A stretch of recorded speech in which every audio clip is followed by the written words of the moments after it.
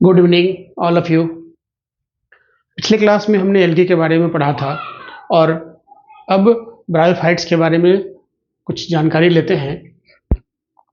तो ब्रायोफाइट्स जो है इसको amphibians of the plant kingdom कहते हैं। Amphibians of the plant kingdom because ये रहता तो टेरेस्ट्रियल है, लैंड पे रहता है, बट सेक्सुअल रिप्रोडक्शन के लिए ये वाटर पे डिपेंडेंट रहता है, इसीलिए इसको amphibians of the plant kingdom भी कहते हैं। Bryophyta also called amphibians of the plant kingdom since they live on soil but dependent on water for sexual reproduction.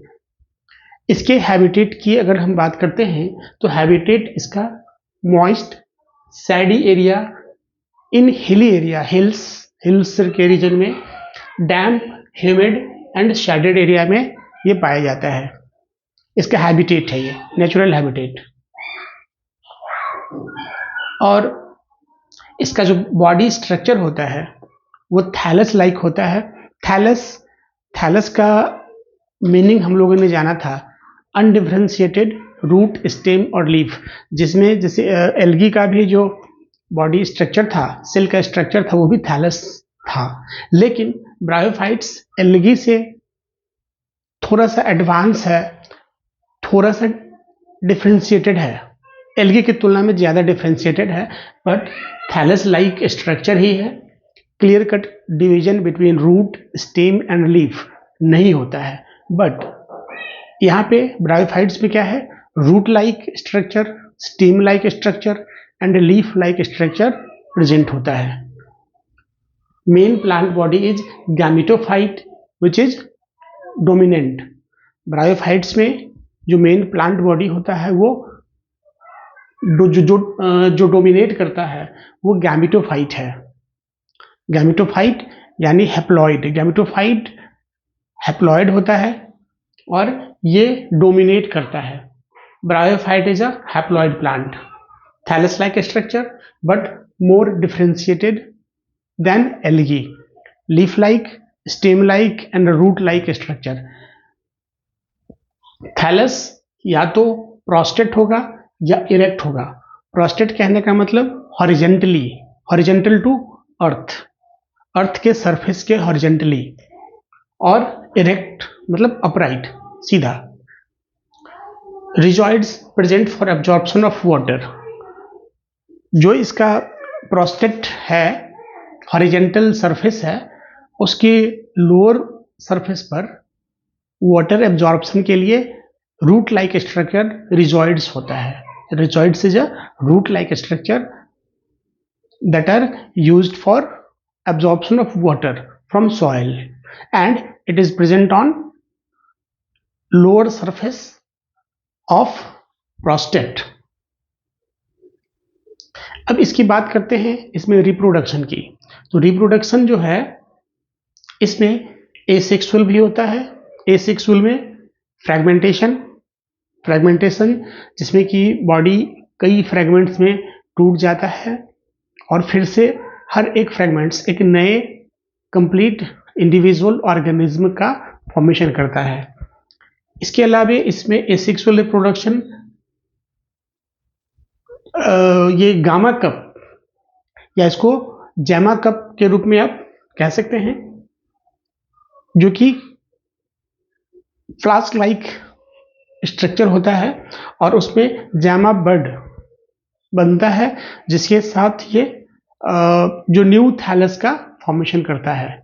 अलग अलग बर्ड जो है वो न्यू थैलस का फॉर्मेशन करता है। इसके बाद एक बडिंग इन प्रोटोनीमा। सेक्सुअल रिप्रोडक्शन में एक स्टेज होता है जहाँ पे कि प्रोटोनीमा बनता है, और वो प्रोटोनीमा में जो बडिंग होता है, जो उसमें बर्ड्स बनते हैं, उस बर्ड्स से भी स्पोर्स या आप कह सकते हैं मेन बॉडी बनता है, और इसीलिए ये बडिंग इन प्रोटोनीमा को एसेक्सुअल रिप्रोडक्शन में काउंट किया जाता है। सेक्सुअल रिप्रोडक्शन की बात करते हैं तो सेक्सुअल रिप्रोडक्शन इसमें oogamous टाइप का होता है। हमने देखा था आइसोगैमस, एनाइसोगैमस और oogamous। आइसोगैमस जिसमें कि दोनों both male and female gamete are equal in size, उसको आइसोगैमस कहते हैं। एनाइसोगैमस के अंदर oogamous आता है, जिसमें कि female gamete is large in size but male gamete is smaller in size. Male sex organ इसका जो है एंथ्रीडियम कहा जाता है। Antheridium produces biflagellate antherozoids. इसमें स्पोर फॉर्मेशन नहीं होता है, बट एंथेरोजॉइड बनता है कहाँ से? एंथ्रीडियम से, मेल सेक्स ऑर्गन से। Female sex organ is archegonium that produces a single egg, and ये जो फीमेल आर्किगोनियम होता है ये फ्लास्क शेप्ड होता है। Antherozoid fuses with egg to form zygote. This zygote produces multicellular sporophyte. जिसको इसका जो स्पोरोफाइट होता है वो डिप्लॉयड होता है। Gametophyte is main plant body. Gametophyte is main plant body जो कि हेप्लॉयड होता है, यानी मेन प्लांट बॉडी ब्रायोफाइट का मेन प्लांट बॉडी हेप्लॉयड होता है, जबकि जो स्पोरोफाइट है ये डोमिनेंट नहीं होता है, लेकिन ये डिप्लॉयड होता है और fusion of male gametes and female gametes से बनता है। Antherozoid fuses with egg to form zygote. This zygote produces multicellular sporophyte through mitosis. ये जो एंथेरोजॉइड्स और एग के फ्यूजन से जो जाइगोट बनता है वो उसमें माइटोसिस होता है, माइटोटिकली डिवाइड करके वो मल्टीसेलुलर स्पोरोफाइट बनाता है जो कि डिप्लॉयड है। Sporophyte takes nutrition from haploid gametophyte. जो इसका मेन बॉडी है, जो गैमेटोफाइट है वो हैप्लॉयड है। मेन बॉडी ब्रायोफाइट्स में main body is a gametophyte and it is haploid, but it makes photosynthesis and it provides nutrition to sporophyte and produces spores, haploid spores through meiosis। ये जो आपके sporophyte है, sporophyte diploid होता है, ये gametophyte से nutrition लेता है और इसमें मियोटिक डिवीजन होता है, मियोटिक सेल डिवीजन, मियोसिस होता है और मियोटिकली डिवाइड करके ये स्पोर बनाता है।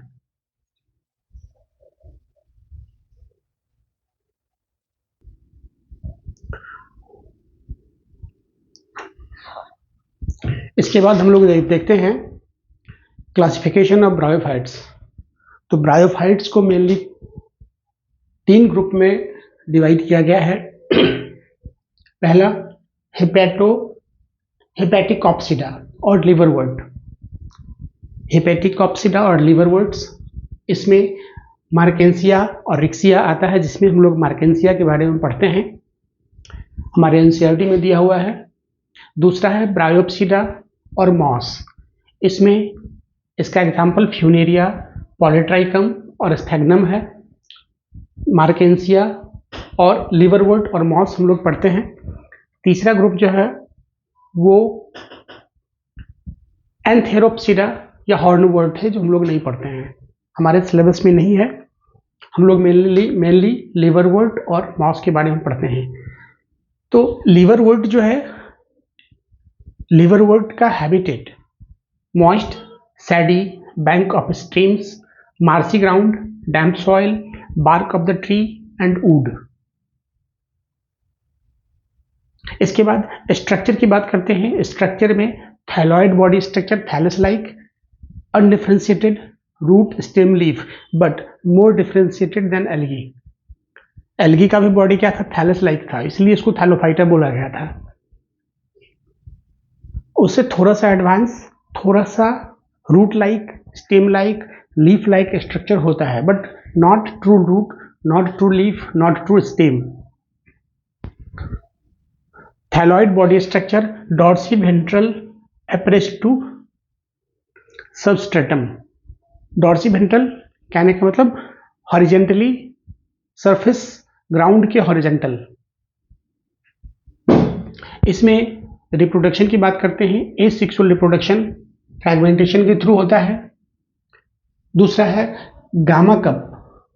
गामा कप या गामा बड, जो कि cup like structure, gemma cup is a cup like structure जिसमें कि गामा बड बनता है, produces green multicellular gemma buds. Cup like structure is called gemma cup, उसमें green multicellular gemma buds produce होता है, which can grow into new thallus, जो कि gemma बड एक न्यू थैलस या एक न्यू प्लांट का प्रोडक्शन करता है। इसके बाद सेक्सुअल रिप्रोडक्शन। सेक्सुअल रिप्रोडक्शन में मेल एंथ्रेडियम और female archegonium, male sex organ antheridium, female sex organ archegonium produce होता है और ये आपस में फ्यूज करके जाइगोट बनाएगा, जाइगोट बनाता है। मेल सेक्स ऑर्गन या एंथ्रेडियम या archegonium, it is a haploid, ये हैप्लॉइड होता है, जबकि जो जाइगोट बनता है दोनों के फ्यूजन से ये डिप्लॉयड होता है और फिर जाइगोट में माइटोटिक डिवीजन होगा। जो जाइगोट में माइटोटिक डिवीजन के बाद स्पोरोफाइट का प्रोडक्शन होता है, स्पोरोफाइट बनता है। स्पोरोफाइट डिप्लॉयड है। इसमें इट मे बी बाइसेक्सुअल और यूनिसेक्सुअल, बाइसेक्सुअल या मोनोइसियस और यूनिसेक्सुअल या dioecious. In sexual reproduction, male antherozoid fuses with female egg to produce diploid zygote, which divide mitotically to form diploid sporophyte. These sporophyte are dependent on gametophyte. जो gametophyte है वो photosynthetic होता है, green होता है, multicellular होता है और हैप्लॉइड भी होता है। तो जो स्पोरोफाइट हमारा बन रहा है जाइगोट के माइटोटिक डिवीजन से, वो स्पोरोफाइट डिपेंडेंट होता है गैमेटोफाइट पर for their nutrition and undergo mitotic division and undergo meiotic division. Sporophyte के अंदर मियोटिक डिवीजन होता है, स्पोरोफाइट में मियोटिक डिवीजन होता है टू फॉर्म हैप्लॉइड स्पोर्स, और ये हैप्लॉइड स्पोर्स आगे फिर जर्मिनेट करके गैमेटोफाइट प्रोड्यूस करेगा। तो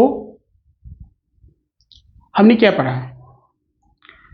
जो ब्रायोफाइट्स में मेन प्लांट बॉडी जो है, जब डोमिनेटिंग प्लांट बॉडी है वो गैमेटोफाइट होता है और वो हैप्लॉइड होता है, और जो स्पोरोफाइट इसका है वो डिप्लॉयड होता है बट वो डोमिनेट नहीं करता है।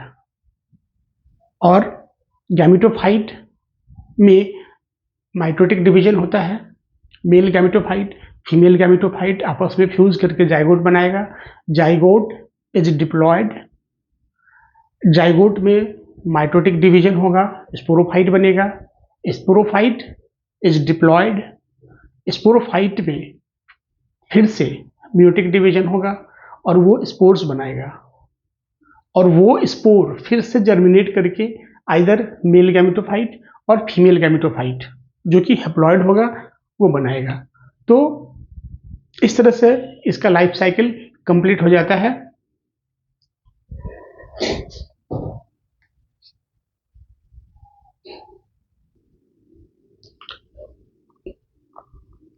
हम लोगों ने अभी लिवरवुड के बारे में देखा था, अब हम मॉस के बारे में जानकारी लेते हैं।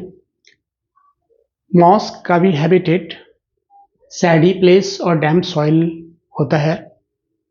स्ट्रक्चर मेन स्टेज इसका गैमेटोफाइट स्टेज है और ये हैप्लॉइड होता है, हैप्लॉइड कंडीशन में।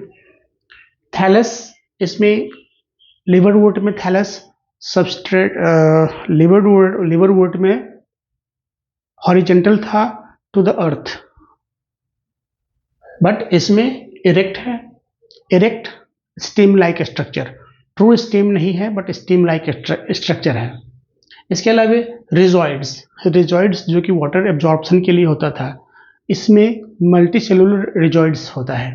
लिवरवुड में यूनिसेलुलर था, सिंगल सेल था रिजॉइड्स, जबकि इसमें मल्टीसेलुलर रिजॉइड्स होता है, ट्रू रूट नहीं है बट रूट लाइक स्ट्रक्चर है फॉर वाटर एब्जॉर्प्शन। रिप्रोडक्शन की बात करते हैं तो एसेक्सुअल रिप्रोडक्शन, इसमें भी फ्रेगमेंटेशन और बडिंग इन प्रोटोनिमा। लिवरवुड में फ्रेगमेंटेशन था और गामा कप था। गामा कप जो कि गामा बड जो कि कप सेप्ट स्ट्रक्चर के अंदर गामा बड बनता था और वो गामा बड एक न्यू थैलस के रूप में जर्मिनेट करता था, न्यू थैलस का फॉर्मेशन करता था। जबकि यहाँ पे budding in protonema asexual mode of reproduction में है और फ्रेगमेंटेशन है। सेक्सुअल रिप्रोडक्शन में ये मोनोइसियस होता है, it means bisexual. Antheridia male gametophyte and Archegonium female gametophyte are produced at the apex of leafy shoot। इसका जो स्ट्रक्चर होता है वो लीफी सूट टाइप का होता है और लीफी सूट पे एंथ्रिडियम एंड आर्किगोनियम प्रोड्यूस होता है और ये एंथ्रिडियम और आर्किगोनियम फ्यूज करता है, they fuse to form a zygote. Anthridium, Archegonium both are haploid and they fuse to form zygote diploid, that is diploid, which undergo mitosis। Zygote formation के बाद zygote में जो डिवीजन होगा वो माइटोसिस होगा and to form diploid sporophyte. जो sporophyte होता है वो डिप्लॉयड होता है जो कि जाइगोट में माइटोसिस सेल डिवीजन के बाद बनता है। These sporophyte bears foot, seta and capsule। और इस कैप्सूल के अंदर these sporophyte undergo meiosis to produce haploid spores inside capsule। Capsule के अंदर inside the capsule spore formation होगा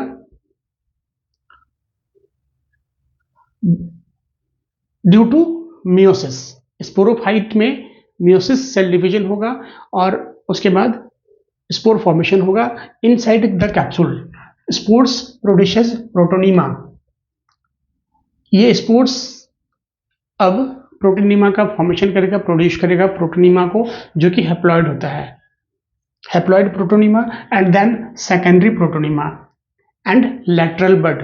प्राइमरी जो प्रोटोनिमा है उस पर लेटरल बड फॉर्म करेगा और वो lateral bud These lateral bud grow into leafy stage of moss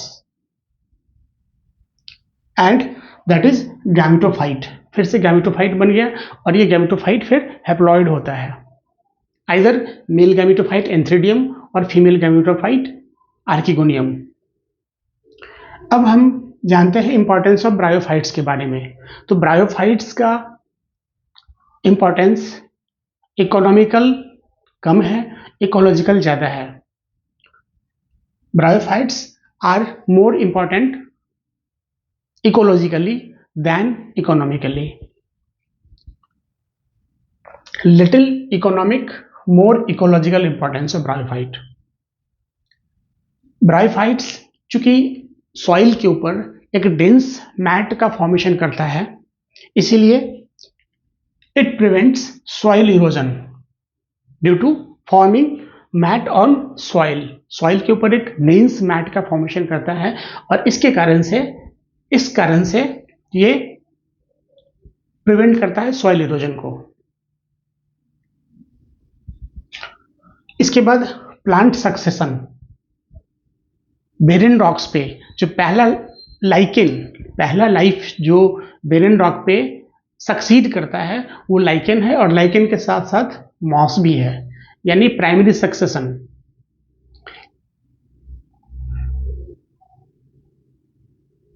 इसके बाद स्फैग्नम यूज्ड एज फ्यूल के रूप में यूज किया जाता था स्फैग्नम को और इसको पीट मॉस भी कहा जाता है स्फैग्नम को। इसके बाद moss used as transhipment of living material को कैरी करने के लिए, ट्रांसपोर्टेशन के लिए मॉस का यूज किया जाता है क्योंकि मॉस के पास क्या वाटर होल्डिंग कैपेसिटी है। वाटर होल्डिंग के कारण, कैपेसिटी के कारण इसको ट्रांसशिपमेंट में यूज किया जाता है। Bryophytes used as a food for herbaceous animals, birds and mammals. Bryophytes food के रूप में भी यूज किया जाता है for herbaceous animals, birds and mammals. तो ये तो रहा बच्चों ब्रायोफाइट्स के बारे में। इसके बाद अगले वीडियो में हम लोग टेरिडोफाइट्स के बारे में देखेंगे, किंगडम प्लांटी देखेंगे, किंगडम एनिमेलिया वगैरह वगैरह।